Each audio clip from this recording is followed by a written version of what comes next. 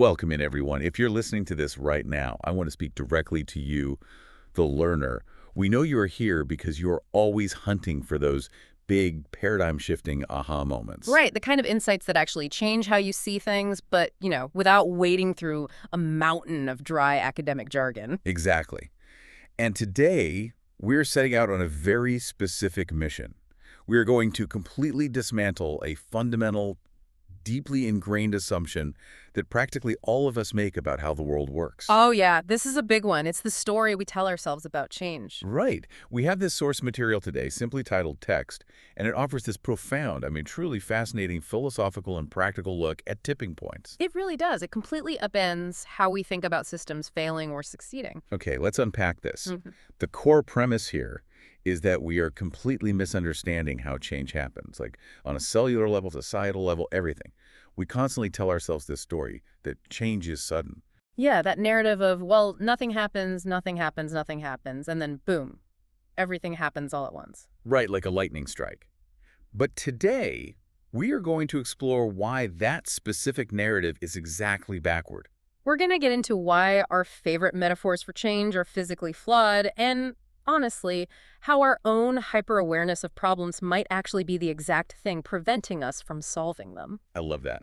By the end of this deep dive, you, the learner, are going to have a completely new lens to view market crashes, cultural shifts, and even like your own daily habits. Absolutely. So let's get into the mechanics of this. Let's start with this primary illusion from the text, which is the false narrative of sudden change. Yeah, the text argues that the whole nothing happens and everything happens story is, well, it's only half right. And it's the lazy half, right? Exactly. The interesting half, the part we constantly get wrong, is that changes actually accumulate at a steady, often totally invisible pace. Invisible accumulation. Yes. Pressure builds slowly in systems long before it ever becomes visible to us. Think about how we talk about a bridge collapsing. There is this expectation of a singular, dramatic event, like an earthquake. The ground shakes violently, the steel buckles, and everyone points to the fault line and says, right there, that's what brought it down. Because the human brain is always looking for a clear external force. We like our causality to be binary, right? Right, The that's ground basic. was still, then it wasn't, therefore the bridge fell. It's comforting. But then you look at structural fatigue, right? A bridge collapses on a perfectly sunny Tuesday afternoon under the weight of, like, a regular commuter car. Right, and in that scenario, it's the absolute definition of invisible pressure. The bridge didn't fail because of that one commuter car. It's just the car that happened to be there. Precisely. The bridge failed because of 10 million cars that came before it over 40 years, each one leaving these microscopic atomic-level fractures in the steel that no human eye could ever see. Every winter freeze, every summer heat wave just slowly warping the bolts. Yep. And the text has some striking examples of this. Take ecology, for instance. Oh, the extinction one. Yeah. We see headlines like, species disappears in a single breeding season. That is the visible result, but the actual work was decades of shrinking habitat. Right. The population getting divided by a highway. Genetic diversity plummeting invisibly. Exactly. Or look at a bank failing. Oh, man, like Silicon Valley Bank or Lehman Brothers in 2008. Right. We see a bank fail in a week. The doors lock, the stock plummets, people panic. But the reality, it was years of bad loans. Years of toxic assets just sitting there accumulating. Or even a culture shifting. We think it happens in a season, but really it's a decade of small, quiet conversations. It reminds me, I was thinking about this analogy to make it relatable for you listening. It's like looking at a collapsed Jenga tower.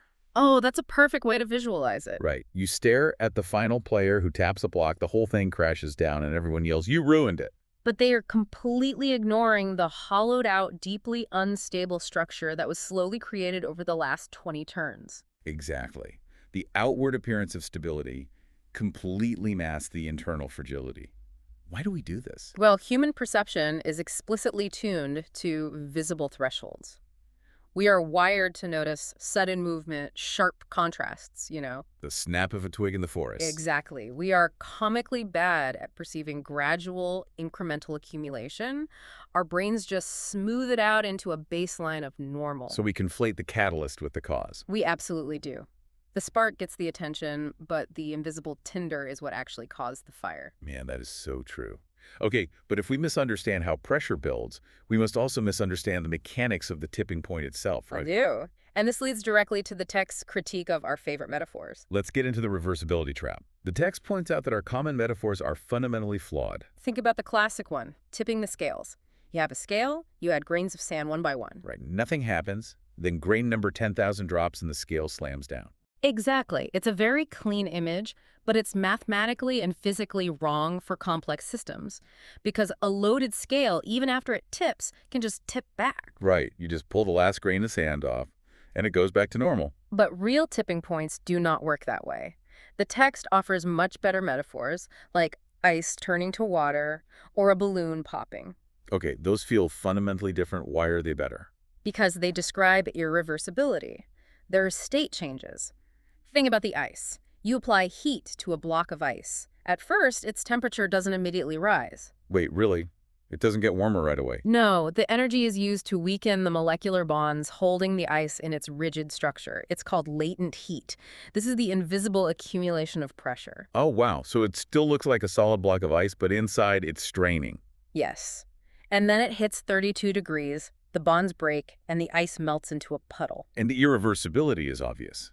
You can't just lower the temperature back down and get the exact same perfectly carved ice cube back. Exactly. The system hasn't just moved, it has become a completely different system. Water flows, ice doesn't. And a popping balloon is the same. You blow it up, adding invisible pressure.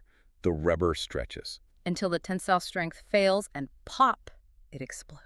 And putting that last puff of air back into the shredded rubber does absolutely nothing. Right. The system is fundamentally rearranged. So let me ask a crucial question on behalf of our listener. What does this mean for that final grain of sand? If we realize we pushed a system too far and we remove that final grain, can we go back to normal? This is the text's most profound revelation. The answer is no.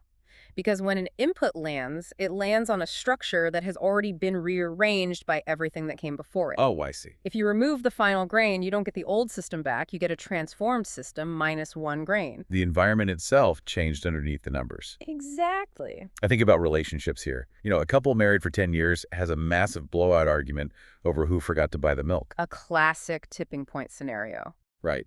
But buying milk the next day doesn't magically reset the relationship to how it was a week ago. Because the argument wasn't about the milk. It was the invisible accumulation of unspoken frustrations. The structural architecture of the relationship actually altered. Wow. Okay, so if tipping points are these irreversible state changes, the natural human instinct is to want to predict them, right? We want to know exactly when the balloon will pop. Of course. Everyone wants a radar system for this. But the text shatters this illusion too. This is the myth of predictability. Right. We assume there is a specific grain count we can identify. Like if the Dow Jones hits exactly this number, that's the pop. But the clarity is retroactive. That's a key phrase from the text. Nobody inside the system can point to the moment beforehand. The threshold is only obvious after it has been crossed. Yes, because in complex systems, the threshold is a moving target. Billions of interacting variables create nonlinear outcomes. I see this constantly in the real world. Financial pundits or historians, they just love to build a story of inevitability after the fact. Hindsight bias on a massive scale. Exactly. They point to specific deregulation policies from 2006 and act as if they saw the 2008 crash coming all along. But inside the system, the pressure was completely invisible to most people. Yeah, and historians do this with the fall of the Roman Empire too, right? Oh, definitely. They point to the debasement of currency, the military overextension. They make it seem like a Roman citizen in 400 AD woke up thinking, wow, the empire is collapsing today. But to a farmer in Gaul, the currency was just slightly less valuable. The news was just a bit more grim. Right. The decline was an invisible accumulation of fragility. But wait. If the edge of the cliff is entirely invisible, doesn't that render us completely powerless? If we can't see the line, how do we know how to act? It's a terrifying thought, but it bridges right into the text's core lesson. The invisibility of the threshold isn't a reason for despair. It's a redefinition of where our power actually lies. Let's reclaim some agency here, because being powerless is not a fun place to be for the learner. We reclaim it by realizing that small actions don't matter because they might be the final grain of sand. They probably won't be. Right, most grains just sit there. They matter because they are the only thing you can actually control while the pressure is invisible. Ah, okay. You don't get to choose whether your action is the final grain that crosses the threshold. You only get to choose whether you keep adding grains at all. This is so liberating. If you're listening and trying to affect change in your career, your community, your habits, it totally removes the pressure of needing to land the heroic final blow. Exactly. A tipping point is just the moment where accumulated, unglamorous effort finally becomes visible. Unglamorous effort. I love that term. Think about neuroplasticity, learning a new language. You practice for hours, feel like you're going nowhere. That's just frustrating. But inside your brain, you are building myelin sheaths around your neurons. It's invisible, microscopic effort. But one day, you just fluidly speak a sentence without thinking. The system tips. Yes, the power is in controlling the daily inputs. But this brings up a contrast. If unglamorous effort is so powerful, why do we usually only talk about tipping points when things go horribly wrong? Because bad tipping points, like market crashes or collapse ecosystems, get more attention. They force change on people who didn't choose it. Force gets noticed. Exactly. The text notes that force gets noticed. It's why climate change dominates the conversation. It's about the sheer size of the disruption once the threshold is crossed. But here's where it gets really interesting. This is the psychological twist in the text. Knowing a tipping point is coming does not reliably produce action. This is the paradox of awareness. Often, it produces the exact opposite. Wait, so being highly informed and aware, which is literally what you and I strive for, can actually be a trap. It can. The text explicitly says awareness becomes an alibi. An alibi. How so? The more clearly someone understands a massive danger, the more naturally they look for someone else to solve it. A government, a corporation, a future generation. Oh, man. So you can know everything about the threshold and still spend your energy hoping the last grain lands on someone else's hand. Exactly. You substitute awareness for unglamorous effort. You think, well, I'm informed, so I'm doing my part. It's like standing in a burning building, intensely studying the flames, but not grabbing the fire extinguisher. Perfectly said. And this tendency to pass the buck leads to the text's final, chilling conclusion. The quiet tipping point of inaction. Yes. Waiting for someone else to act isn't just a lack of action, it is a force of its own.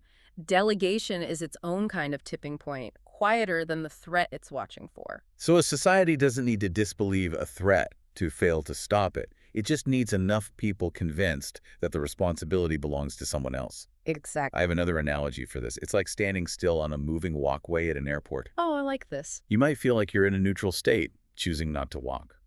But your inaction is still carrying you toward a very specific, inevitable destination. That's exactly it. Delegation accumulates just like sand, unnoticed, until delegation itself becomes the system's default setting. And nobody remembers agreeing to it. Right. Inaction accumulates grain by grain until the failure to act acquires its own irreversible weight. Man, that is heavy, but it makes so much sense.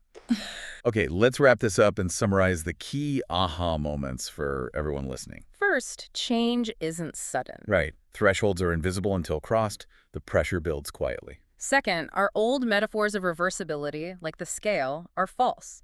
Think of melting ice or a popping balloon instead. And third, hyper-awareness can trick us into an irreversible state of inaction, the alibi of awareness. To leave you with a final, provocative thought to mull over today, think about a system in your own life right now. Your career, your relationships, your health. Yeah, think about it. Are you waiting for a visible threshold before you change your behavior?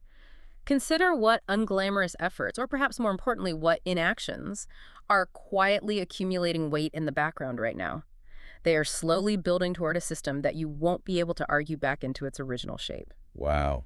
What a powerful thought. Well, thank you so much for joining us on this deep dive. Keep questioning the invisible systems around you. And remember, your daily inputs matter more than the visible thresholds. See you next time.